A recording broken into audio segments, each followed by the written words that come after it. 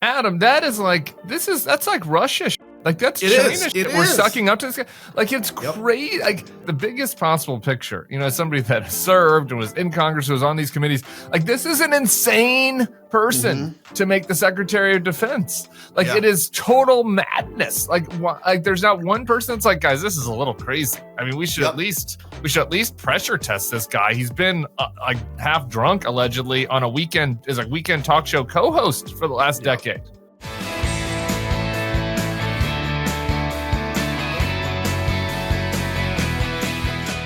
Hello and welcome to the Bulwark Podcast. I'm your host, Tim Miller. As we're recording right now, the Pam Bondi confirmation hearings are happening. There'll be much more on that tomorrow. But first, he was a Republican congressman from Illinois. He served in the Air Force during Iraq and Afghanistan. He's a senior political commentator for CNN, founder of Country First, and has got a Substack newsletter like everybody else. He's Adam Kinzinger. What's going on, bro?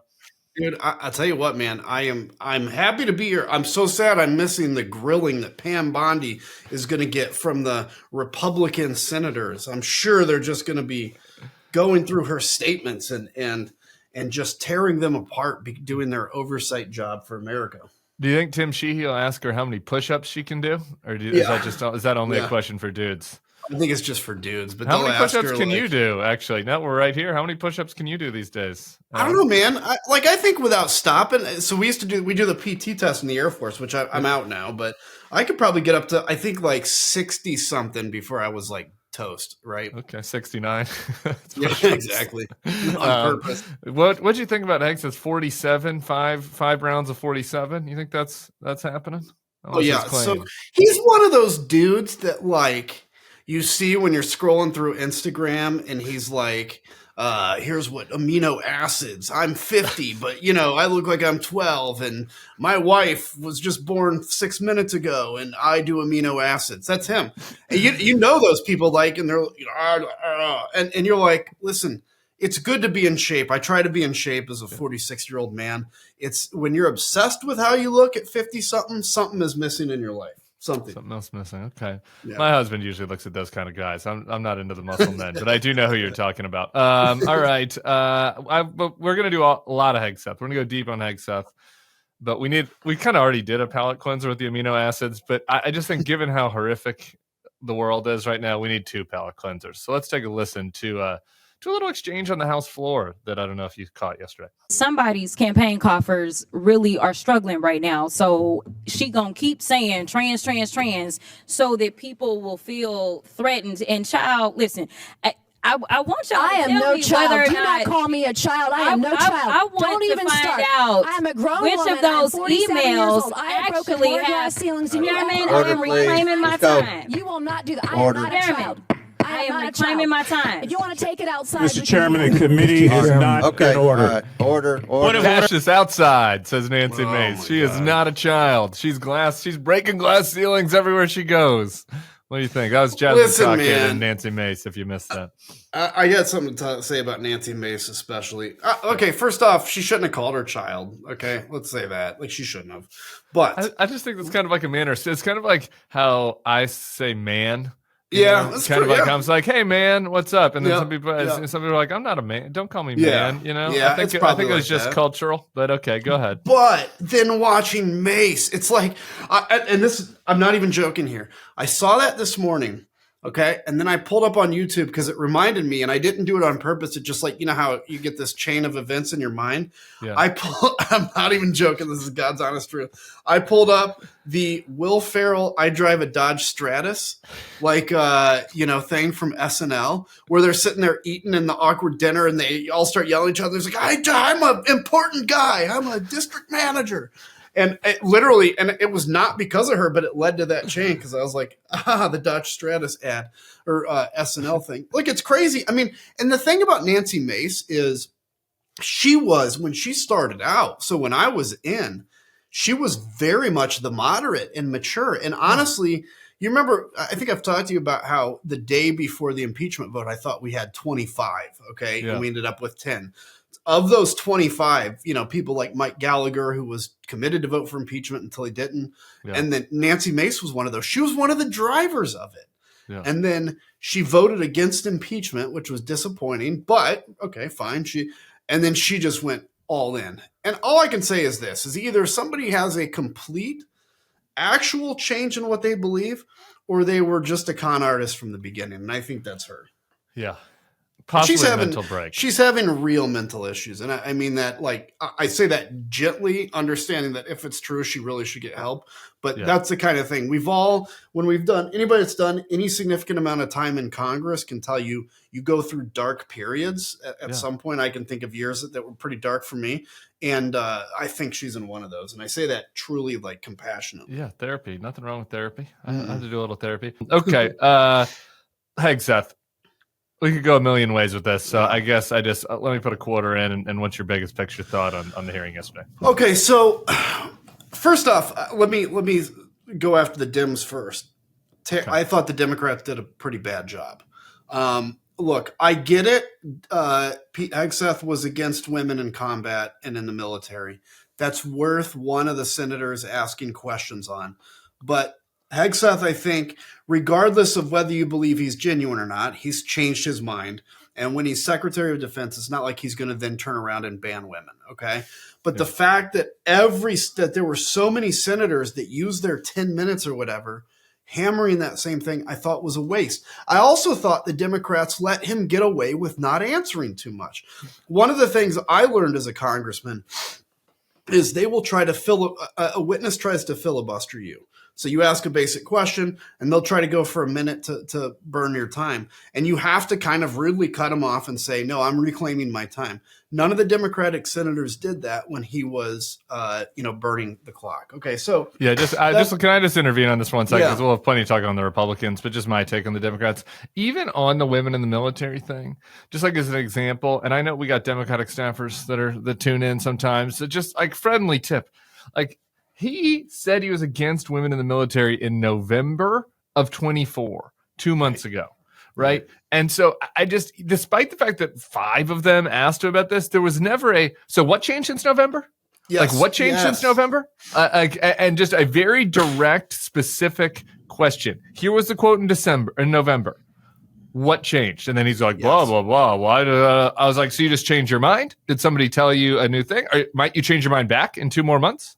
No, you know what I mean? Like there just was a lot of times it was a rant, you know, and this is why we have Mark Kelly on in segment 2. I thought he did a nice job, and a couple others did. I'm going to play a couple other clips. A couple others did a nice job. So it wasn't everybody. So I just think that was to me like the biggest, like just process failing of just being able to go at people directly.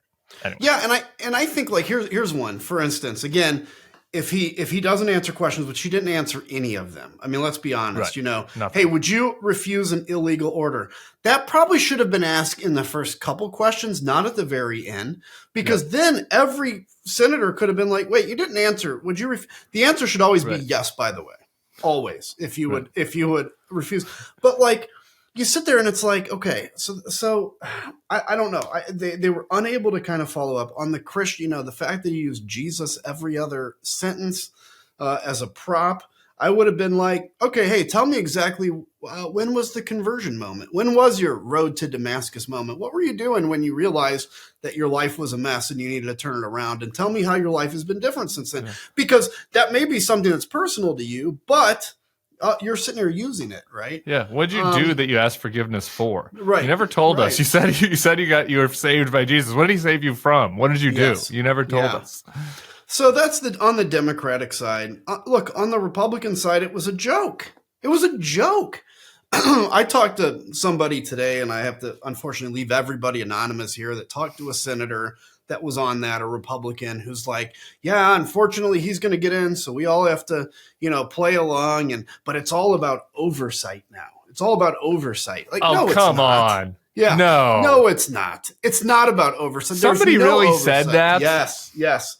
A recognized Republican U.S. senator said to this person, but now it's about oversight. So what you saw yesterday, Tim, was they all knew that Hegseth was going to get, confirmed. They all know that. Okay. They obviously pre-count this stuff. Does he have to be? It only takes 3 of them. Are they sure? I mean, Collins, Murkowski, Curtis, one more. I know, but they basically know that, okay, there's not the resistance on this guy. So what do? So you instead, and I know this as a former member, you instead go from asking serious questions then to how do I kiss his ass so that when he's Secretary of Defense, I can get an audience with him about the fighter jet, in my National Guard unit or whatever. And that's what they were all doing. Mark Wayne Mullen, why, in essence, why are you so amazing?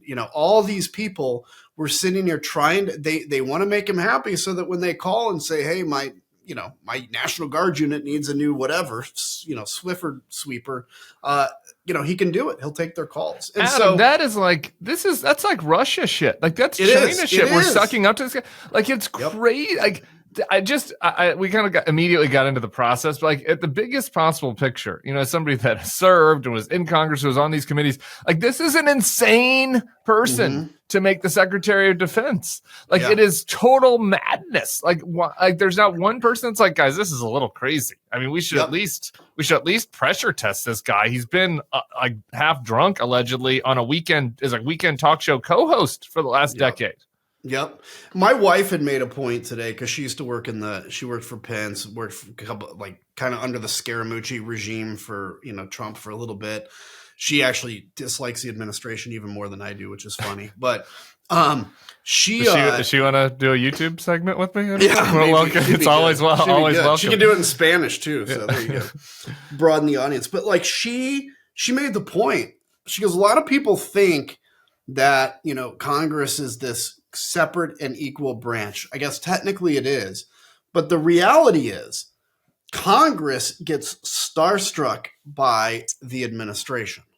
Like Congress gets, when you see somebody that you see on TV that's in the administration or that's close to who the president is or that runs this branch or this, whatever, this agency, all of a sudden, instead of being oversight, you're trying to get in good with these people.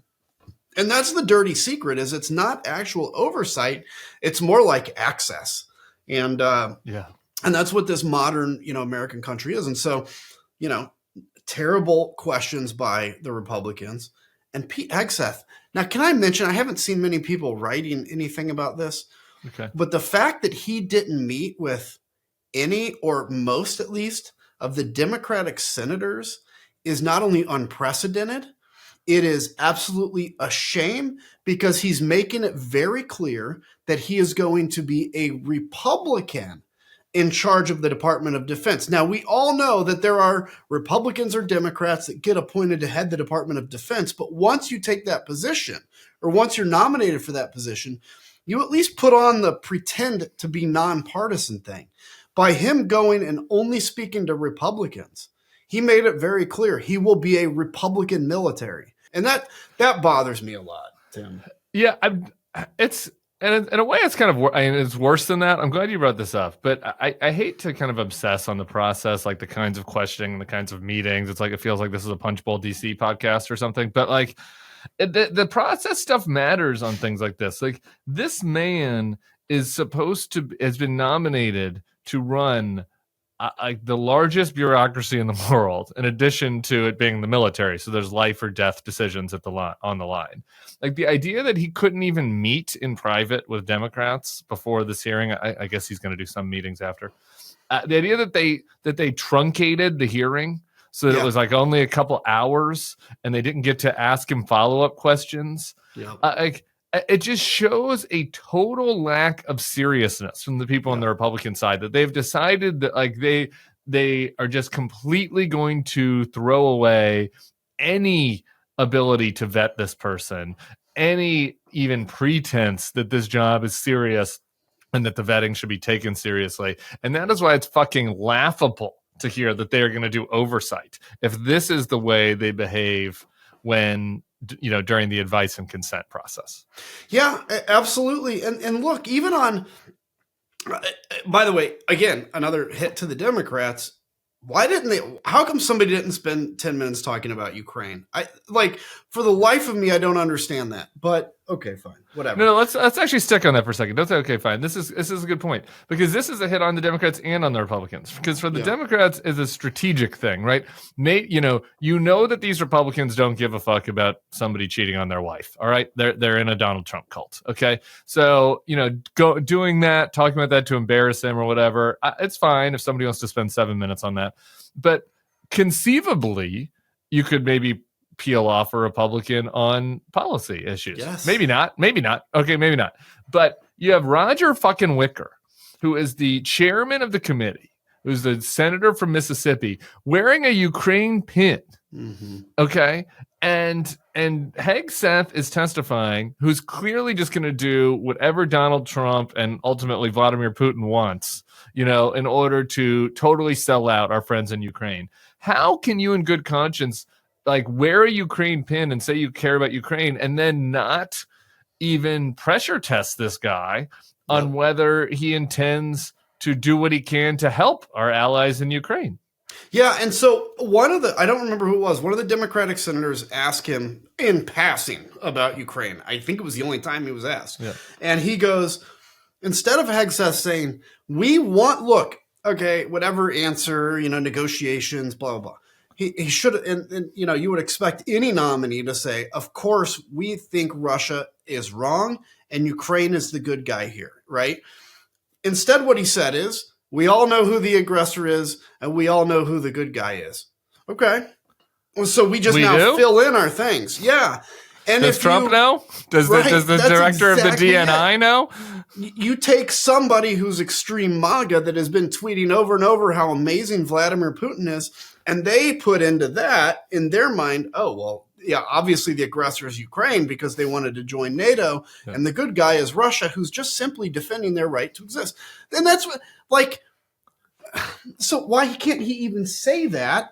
And by the way, that was every answer Pete Hegseth gave was a non-committal BS, or it was thank God for Jesus. It was one of those kinds of things, and he got away with it. I mean, do you think that Roger Wicker has convinced himself that Donald Trump is going to come around on this? Yes, I think what is he doing wearing a fucking Ukraine pin? It is just so shameful. The election of Donald Trump is essentially giving Ukraine away.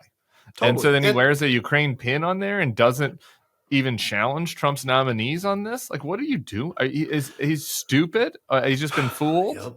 Yep. I think the human mind can convince themselves of anything, especially if you have to bring into alignment who you are with your values. And currently, where you are is outside of your values. You can convince yourself of anything. And they've convinced themselves that Donald Trump is just, he's not saying he wants Ukraine to win because he wants to be able to go to the negotiating table. But trust me, he wants Ukraine. He knows if Ukraine falls, he's going to be judged harshly. And actually, he wants Vladimir Putin to think he's unpredictable. By the way, if anybody else ever says Donald Trump just wants people to think he's unpredictable BS line, it's garbage. Donald Trump doesn't want people to think he's unpredictable. He just is unpredictable because he doesn't know if he likes our enemies or our friends. And he actually, honestly, doesn't even care who he likes. It's all about what makes him feel good at the moment. It's a 3-year-old way of doing foreign policy. Yeah. And in some ways he is predictable. If you just suck up to him, then he'll do what you want. True. He's unpredictable in certain ways, in other ways, the most predictable person possible in a foreign exchange. I want to just get in on that Slotkin question that you mentioned, which was an example of the Democrats trying to pin him down in a way that was effective. Unfortunately, it was the last round of questioning of the hearing, but there was an important issue that was undergirding this Q&A. So I want to listen to all of it. It's a little bit longer clip than we usually play, but let's listen to Alyssa Slotkin, new senator from Michigan, challenging Pete Hegseth yesterday. Donald Trump asked for the active duty 82nd Airborne to be deployed during that same time. Secretary Esper has written that he convinced him against that decision. If Donald Trump asked you to use the 82nd Airborne in law enforcement roles in Washington, D.C., would you also convince him otherwise? I'm not going to get ahead of conversations I would have with the president. However, there are laws and processes inside our Constitution that would be followed. President Trump said in November that he is willing to consider using the active duty military against the, quote, enemy within. Have you been personally involved in discussions of using the U.S. military active duty inside the United States? Senator, I'm fine. I'm glad we finally got to the topic of border security equaling national security, because it's been abdicated and ignored for the last 4 years. That wasn't my question. I'm just asking, have you been involved? You're about to be the Secretary of Defense, potentially. Have you been involved in discussions about using the active duty military inside the United States? Senator, I am not yet the Secretary of Defense. Right. I'm just confirmed, I would be party to any number of But you haven't been in any of these which conversations. I would not reveal what I have discussed with the President of the United States. Do you support the use of active duty military in supporting detention camps? Senator, everything we will do would be lawful and under the Constitution, Okay, but I'm I gonna take that as a recognize yes. I'm going to take that as a yes. That was the most brilliant. alarming part. Yeah, go ahead. Yeah. Well, I was just going to say, this is why I'm a believer in, a lot of times when you compare the House versus the Senate is always seen as this smarter, better body. In reality, I think the House is, and I mean this because, and I'm serious, we're better at asking questions because we have a much stricter clock, and you have 5 minutes to ask a question of an important person. So what you see in Ms. Slotkin there is she basically was able to see when he was starting to filibuster to cut him off. This is what every Democrat should have done, to cut him off, to not let him do it, to go back to her question. No, I asked you a specific question. Now, is he ever going to answer that? Probably not. Is that going to affect his nomination? Probably not. But at least you're getting it on the records. On the record. The other thing is, Pete, and again, he did a good job for if your job is not to have oversight and simply to get confirmed by a cult. He did fine to do that. But he would always answer everything with, I'm not going to answer hypotheticals. And it's like, look, okay, if Russia attacked, and would you defend the United States of America with the U.S. military? Well, I'm not going to answer hypotheticals. It's like, well, no, you're going to be Secretary of Defense. We need to know, would you be willing to do that? So when you ask, would you put the 82nd Airborne on the street? Would you use the military to round up people? Just answer the question. No, it's not hypothetical because Donald Trump said he's going to do it. And that's, again, a frustration is they let him get away with answering that's a hypothetical. Trust me, I'm going to tell you, as a politician, that is the fallback answer to punt and not answer a question. If I'm on TV, particularly when I was in, and they're like, hey, if Donald Trump, blah, blah, blah, if I felt comfortable answering it, I'd answer it. If I didn't, I'd be like, I'm not going to deal in hypotheticals. That's just, it's politician trick. Is there anything that worries you most about Pete? Oh, yeah. First off, I'm honestly worried that the thing I guess that would worry me the most is Donald Trump makes a decision like, let's use the military to suppress a riot, right? The National Guard can be used, but let's use the Title X military. There's not going to be anything to stop him. And there's not going to be a general, we always have this belief that, officers will refuse an illegal order. Well, maybe, but they also have to know the order is illegal. And a Secretary of Defense determines in many cases what is, and so does the president, what is illegal and what is illegal, because it's really just an interpretation by a lawyer. So I don't think this honorable swear a duty to the Constitution thing is really going to defend us against overreach by this president.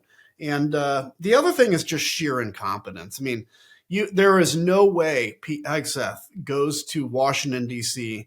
and ever gets a grip on the bureaucracy and what actually DOD does, because by the time he learns that he's either going to be fired or his time in office is going to be up, I guess that's a concern. But yeah, more than anything is this politicizing the military and just violating the Constitution.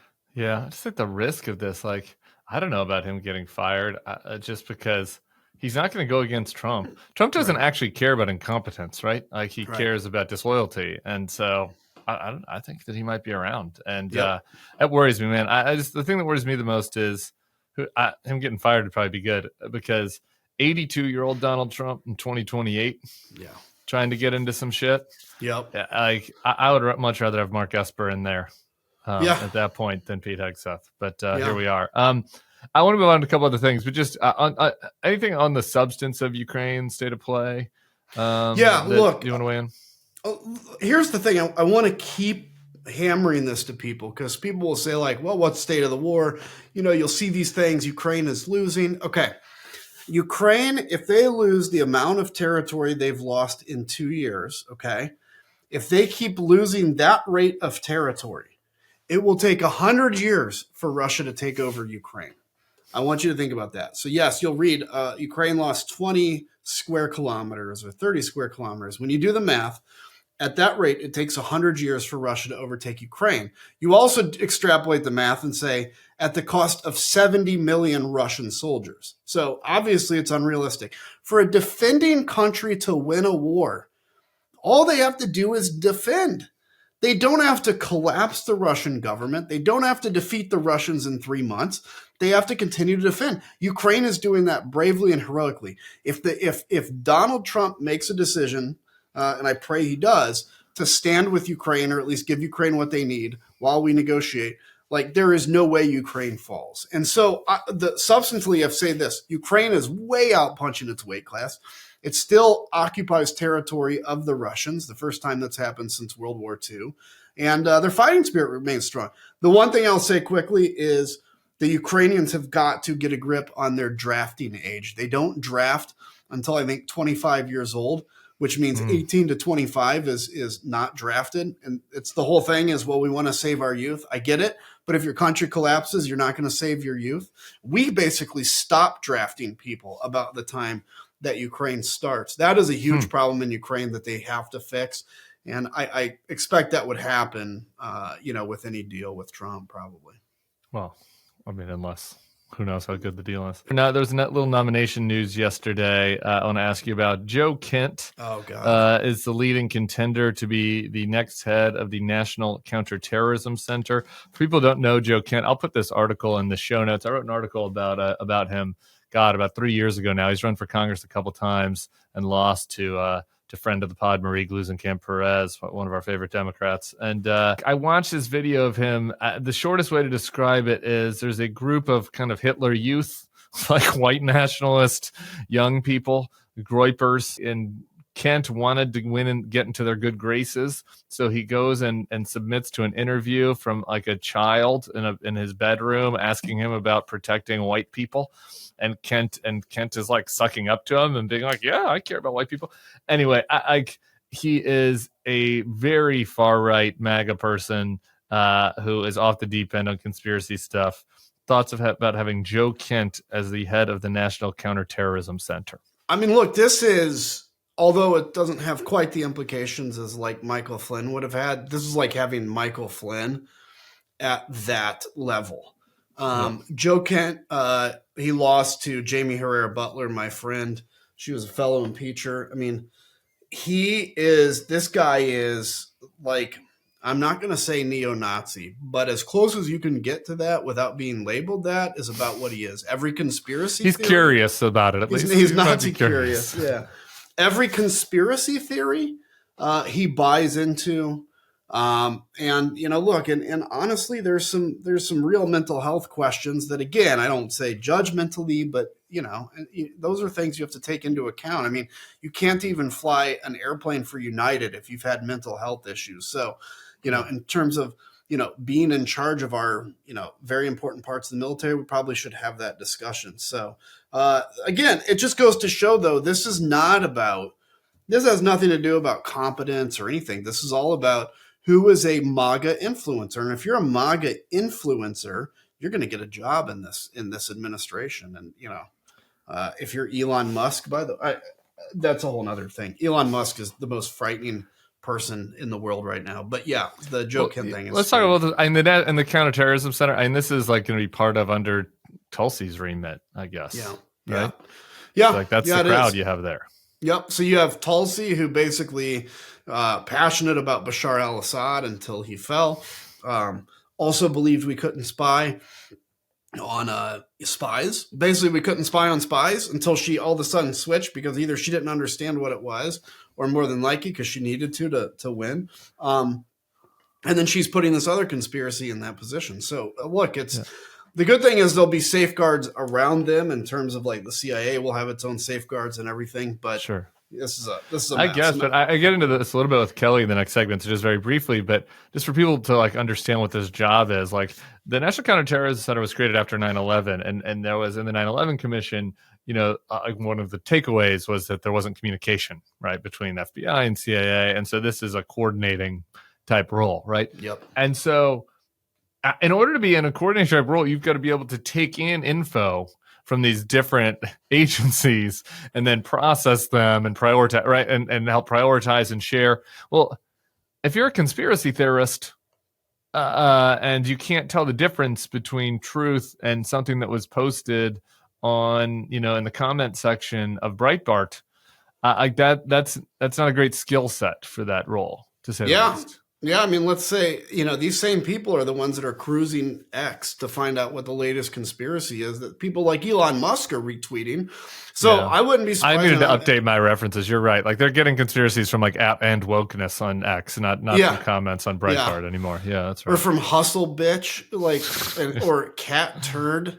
Yeah, okay, by the way, give me 1 second to say this. Like the people that say, and I really don't read the comments on X, but occasionally I'll look at them and they'll be like, they'll call you a coward or something like that for something. Yeah.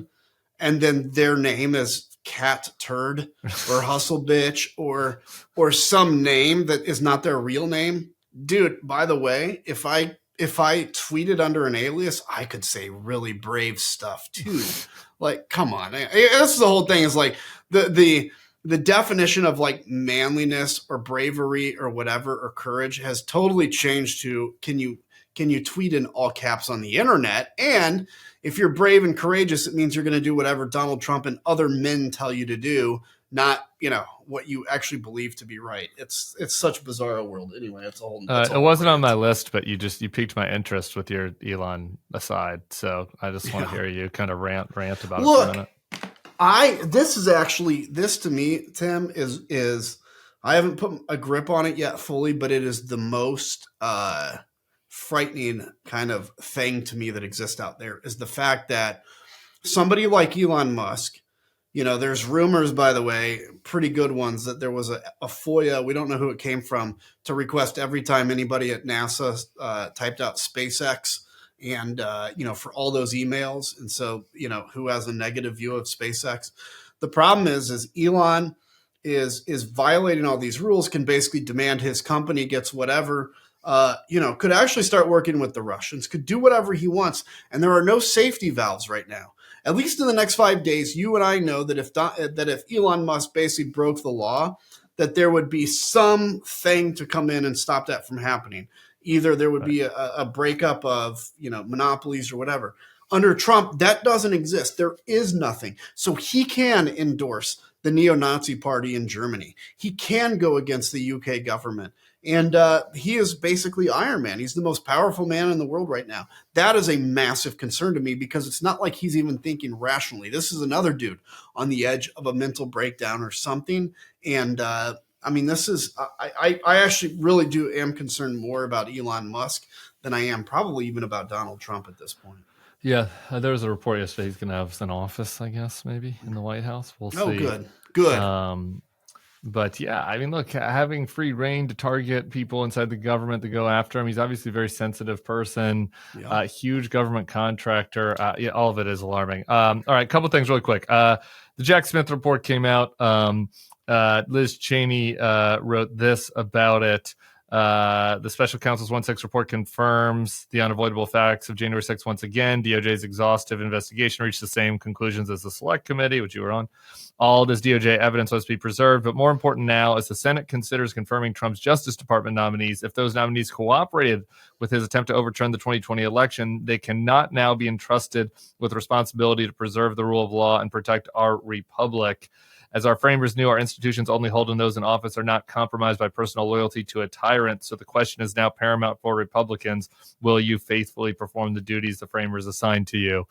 I think we know the answer to that rhetorical question, but you can take it if you want. No, it's a great question. We need to keep kind of the fire, as dim as it is, kind of lit on these principles and these ideas. But yeah, honestly, no Republican senator cares anymore.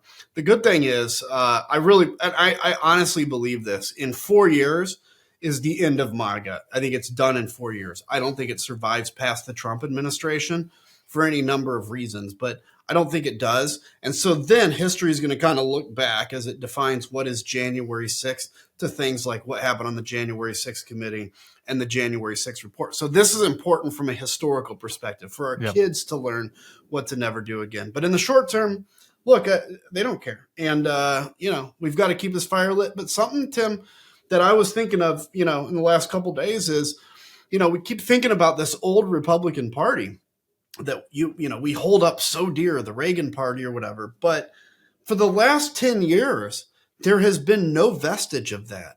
Right. So over a period of 10 years, a party eventually does completely change its stripes. It no longer holds old vestiges of what it was. And sadly, we're at that point now.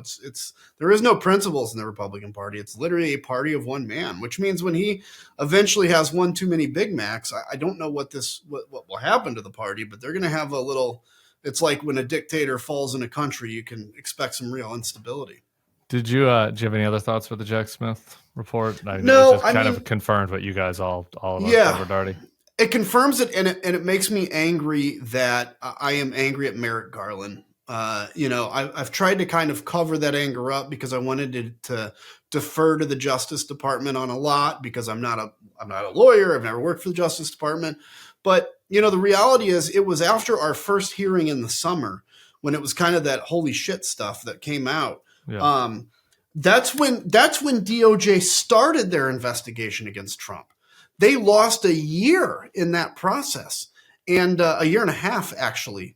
This would have been fully adjudicated had Merrick Garland actually appointed a special prosecutor right after January 6th, as Mitch McConnell basically had said should have been done.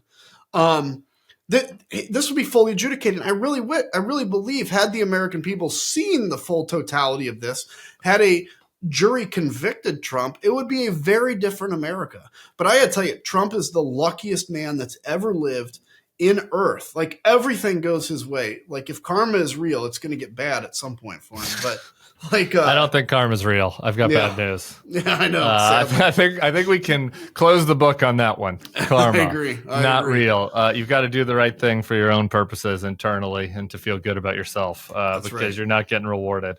Unless maybe an afterlife. I guess we can't close the book on that. Who knows? Yeah, true. Maybe heaven. Maybe heaven. I'm not counting. I'm not counting my chickens on that. But we'll see. All right. You mentioned the vestiges of the Republican Party and how those embers have died. I'm wondering if any of the vestiges still exist within you when it comes to the conversation of Greenland. I asked Bill Kristol about this. I was like, does national greatness conservatism still live inside of you? And are you at least a little tempted by these conversations about the U.S. acquiring Greenland? And I asked you this question, and there's a fact this morning, because I knew this at one point, but I'd forgotten, so I Googled it. The president that acquired Alaska was Andrew Johnson, America's worst president before Donald Trump. So you can be the worst president and also expand our territory. Are you intrigued by the new worst president also looking to expand to the Great White North at all? Look, I never thought as a neocon I'd ever be against an invasion, particularly a land grab. But no, we don't want. I don't want Greenland. I mean, honestly, like, all of a sudden, you have 40,000 people that are going to expect us to take care of them because there's not a huge economy there. Look, we already have access to Greenland in terms of some of the military stuff. It is a very important landmass, and this is something I think people need to understand. When Donald Trump claims that it is important for national defense, he's actually claiming it is important to posture against Russia. Okay, because Russia's the threat on this, which is interesting because we could actually posture against Russia by ensuring that Ukraine wins the war. That's actually the best way to push back, not an invasion of Greenland. So, Look, as long as I think we can, continue to use our military there to an extent and be able to monitor and whatever we need, the Danes are not going to ban us from Greenland, and they're not going to side with the Russians. In fact, Denmark is one of the most staunchly anti-Russian countries out there. So I don't think we need to invade. Sensible. Adam Kinzinger, realist. All right, I want to do the last thing. There was a Daily Mail story about you on Sunday, and it was a nice Daily Mail story, which is a big change of pace for you for the last couple of years. A mom of 4, Amina Hamden, has thanked Adam Kinzinger for rescuing her from a deadly knife attack in the street in Milwaukee in 2006. I saw you shared this, that there were things you didn't know that you learned about this instance. Talk about that a little bit. Look, so the film that's coming out, Last Republican, actually documents in 2006, I had a situation where a guy was murdering his girlfriend, and I ended up intervening, and he was using a knife. And look, honestly, I would fight a guy with a pistol before I would fight a guy with a knife. And so it was like, by the grace of God, I intervened. And I ended up beating him and got him down, disarmed him, saved her life. She got 70 stitches in her neck. And, and I got the Airman's Medal, which is actually higher than the Bronze Star. And unlike other people that sit there and publish, I think you can tell I have an Airman's Medal, but I don't talk much about it. And it's, it's rank and order and all that stuff. But anyway, that story is in this documentary, and Daily Mail, to their credit, I was in politics for 14 years, and not a single U.S. Journalistic entity ever researched this story, but Daily Mail does. And to me, it was amazing because I find out that she was a mom when I intervened. I didn't know that. She has since had 3 more kids.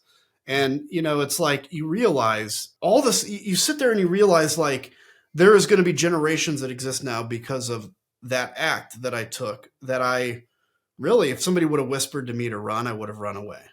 And so I don't know. It was amazing. And, the other thing that I thought was kind of funny is I think she knew who I was as a public official, but at no point realized that I was the Adam that saved her. And and so she basically ended up, after Daily Mail calls and puts 2 and 2 together.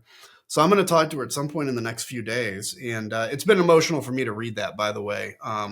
It really punched me in the gut, kind of, because I didn't expect it to come. I didn't expect anybody to research the story as well as they did. And so I give them credit, and I'm looking forward to talking to her about it. You can actually, if you Google, I think Adam Kinzinger, Milwaukee knife attack or whatever, if you YouTube it, you can actually see a story where we meet for the first time. And that was a year after the incident, but I hadn't heard anything about her, since that day. So I look forward to hearing about that, man. No, that's cool, man. I appreciate you. You're a great American. You're a good pal. And it's tough out there, so we got to take the good stories where we can get them. We'll be talking. We'll maybe get, keep updated on this story and all the other bullshit that's happening in Washington. Sounds good, man. I very much look forward to it. All right, man. Absolutely. Take care, brother.